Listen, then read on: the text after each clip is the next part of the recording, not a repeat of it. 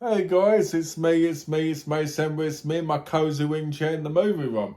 And I thought, you know what? I rarely talk about movies properly, so I thought I would talk about one. And a fairly recent one, actually. Now, let's be honest here. There's going to be spoilers. If you haven't watched the movie, then, and you don't care about the fact I'm going to say spoilers, keep watching. If you do care that I'm spoiling it, turn off and then watch it after watching the movie. So, on my journey to HMV, I find the limited edition, supposedly HMV exclusive limited edition, which is just a slipcover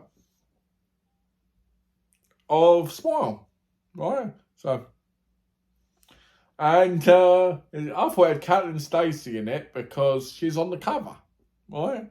She's on the main cover, but she doesn't. She commits suicide early on in the movie. I cannot remember the characters' names, right?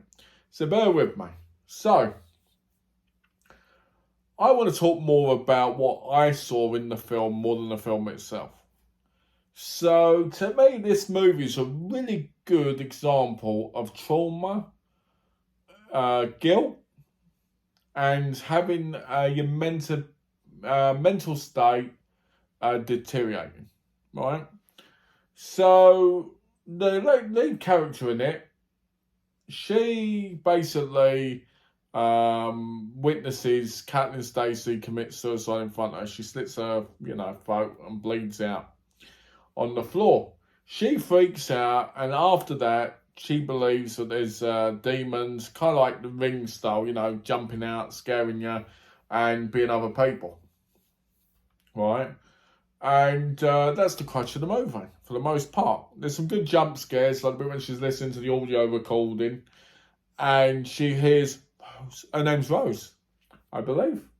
Goes, Rose, Rose. And then she listens more carefully, and the thing jumps beside her on the screen. Made me jump the hell out of my seat. Made me jump. I rarely jump, but that made me jump up, and it made me literally go, oh, right? I'd walk out of the room. For a film like Smile. Can you believe it? But you watch Rose, I believe her name is. I'm going to call her Rose.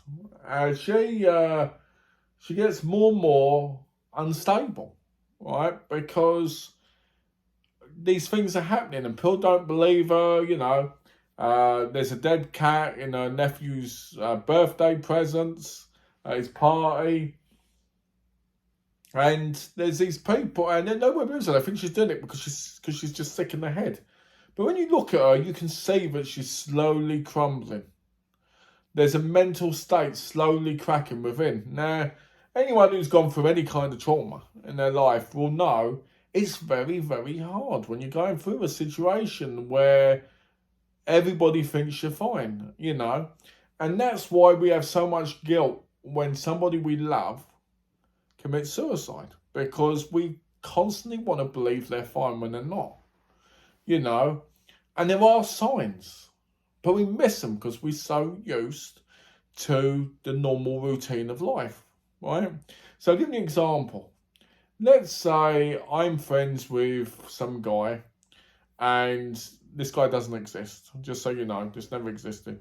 But I'm some friends with a guy, I've been friends with him for, let's say, 10 years, 10, 12 years, and slowly I'm like, he's got some issues going on, right? But in my mind, at the same time, I might be like, oh, he's got some issues going on, but he'll be all right, right? And then something bad happens, right? And he kills and he commits suicide. The guilt I feel from that is beyond explanation, right? Because he was my friend. He was somebody I should have protected, right? And that's what this movie made me think of. It made me think of the people we lose or we feel we should have protected, So continuing on, she's slowly getting more unstable. Her boyfriend doesn't believe her. She's talking to her ex, who's like desperate to get with her. So he tries to work with her on it. She talks to her sister, who doesn't believe her, thinks she's crazy. The whole time she's crying, she's struggling, but nobody really wants to stand by her, right? Because they think she's just sick in the head. And this is, again, she's being judged because she's unstable. There is no full support, And when people do offer support to her, she runs away, right? She runs away. She sees the demons. She sees like the doctor, his face come off. She sees that she stabs this guy and he doesn't die, and it's all while she's in the car still. Because at this point, she's having delusions. She's got a paranoid state, right?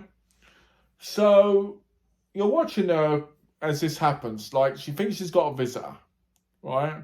And it turns out it's the demon inside her mind. Because this is it, really. The demon is in her mind. So it's like the demons we have that we all have inside us. When we go through trauma, we have things. Like, I'll give an example.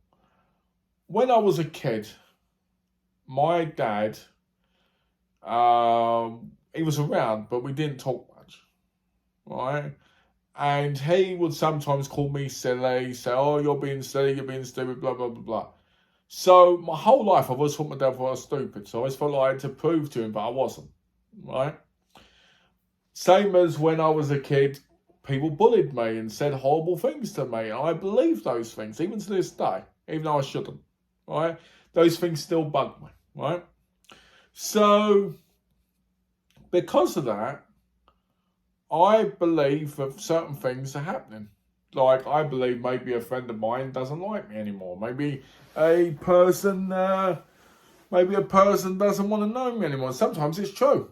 It did happen, right? It does happen. But sometimes people take advantage of that and want to make it where it's your fault when it isn't your fault, when you've been a good friend, right? But anyway, what I'm saying is, so she gets more paranoid about these people, right? Because of stuff from her past, right? So she is slowly going away. So she decides that the best way to keep it contained, because she has to commit suicide in order for it to pass on to the next person, right? She decides she wants to go away. Now, when she goes away, she turns up at this house, cabin place. And this is where we find out the truth, right? The truth is that she left her mum to die.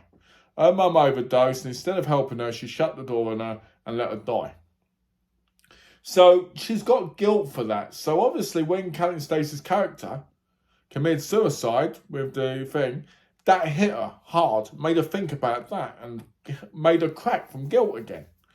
Now, the demon comes out into the open in this section, right? We see it's a massive, tall thing, ugly face, massive, thing, and it's constantly laughing at her, right? And it's constantly playing games with her.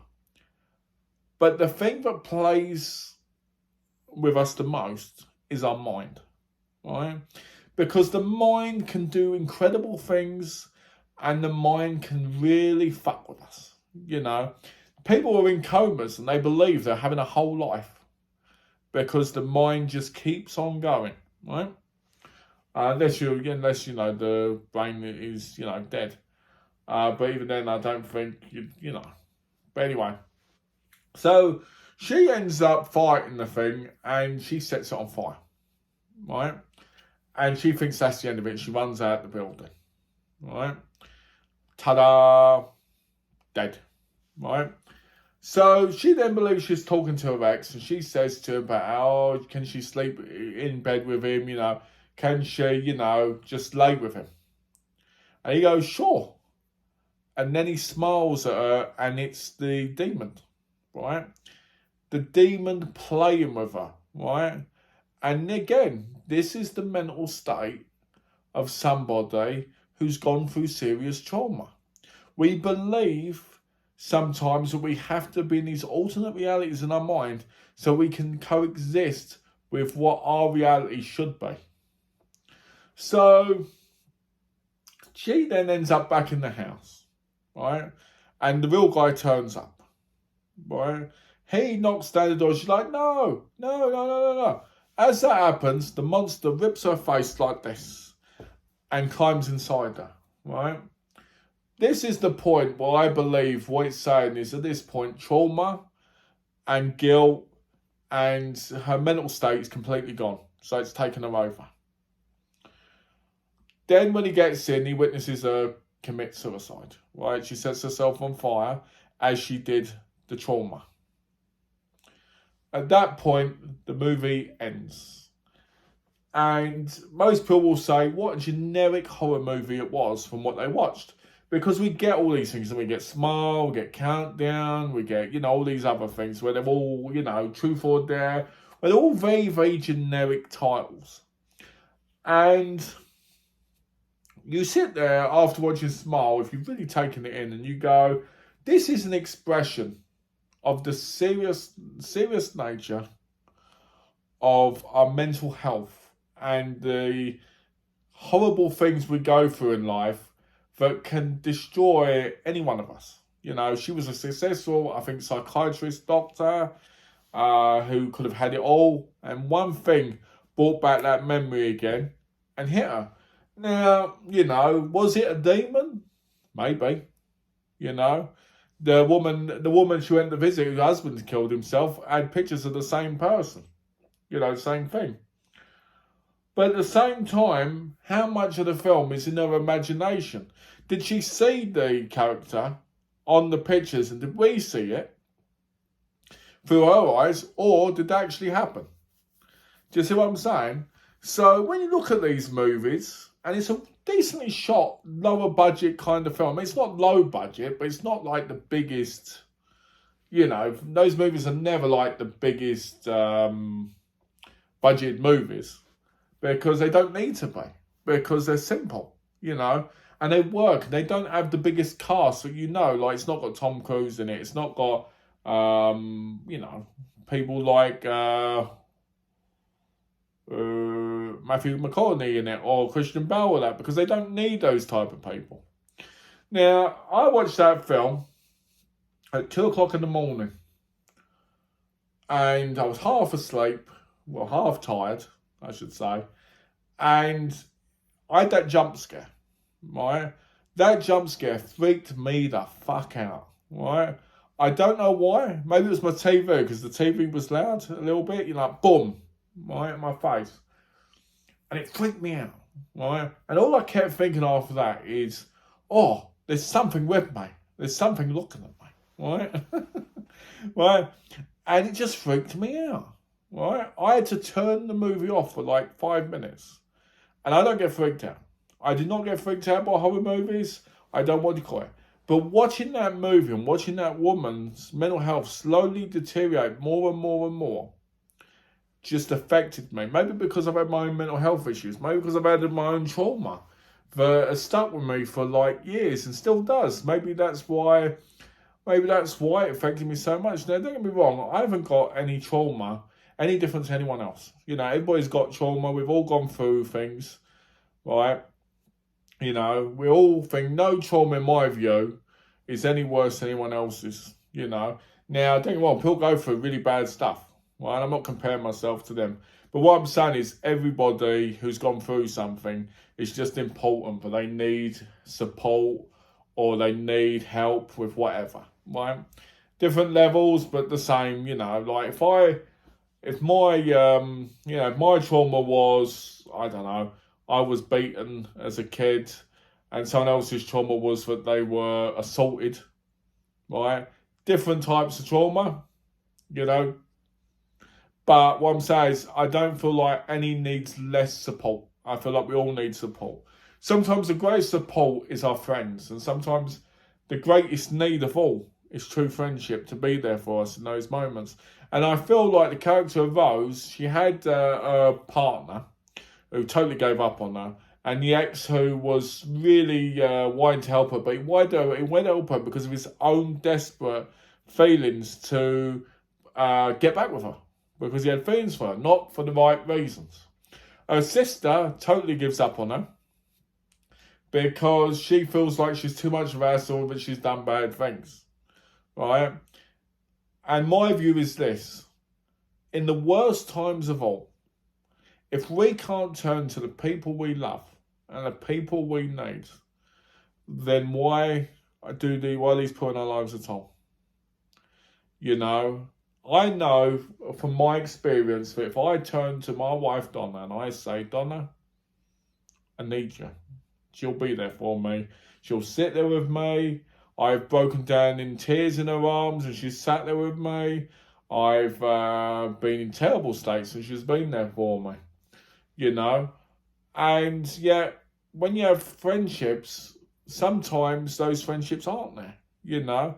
You can love and care for certain people. You can support them, you can be there for them. And in the long run, they won't be there. These are the people that are the most disappointing in life. Because if you're a true friend and you truly love one another, you'll always have each other's back. Right? You know, I know that of a few people. Right? And I've learned that about others, you know, but they won't be. But what I'm saying is trauma is so serious, but this is a film that I feel like hits that subject quite well in the horror aspect. So I don't know if that's overthinking of the movie, but I felt like it was something that should be talked about. You know, the film itself is filmed very well. The sound is great. The acting's fairly good considering. You know, the way it plays Rose is really good at showing her mental stability slowly getting worse and worse, you know. And I like that. I felt like everybody did their job really well, you know. Do I think there should be a smile too? No, I don't. Because I feel like this is a one and done kind of film, you know. And, where'd that phrase? Oh, there we go. You know, I feel like this is a one and done kind of film in my view. But I feel like it's a film that could have an interesting debate if you talk to different people about it. You know, I could talk to you right now and you could go, I think you're overthinking this film. You know, I don't think the film had anything to offer about this. I think this film was just about, you know, a woman who saw suicide, the monster took her over, and then, you know, she ended it herself, you know. But then you could also say, hey, you're right. There are moments in this, but how about this? Because you forgot to mention this. And they're the type of conversations I'd love to have. I miss having the chats, like the Geeky Chat, Moon Magic and Game Gurus, because I love to talk to people about movies. I love to have expression. I love to hear people's thoughts, you know. But I don't get that so much, you know. When you read a comment, it's great to read a comment from somebody when they've got an in-depth view about or they want to say something. But there's nothing like looking someone in the face or talking to somebody, you know, on a chat. Because you feel that connection more. And you can jump in straight away and go, no. This is what I think. Or, oh, what about that? You know, and it's fast-paced. And that's what I miss about chats. Because I'm the type of person that I want to talk to people about media. I love media and I love the idea of connecting through that. So, as always, guys, thanks for watching. If you like this type of video, let me know down below. Because I do way too many update videos and I don't do enough talking about movies themselves for the most part. Alright? So, if you like this, let me know. So as always, guys, like I said a minute ago, thanks for watching. If you haven't already, subscribe and give it a thumbs up. And I'll see you on the next one. And don't forget to smile.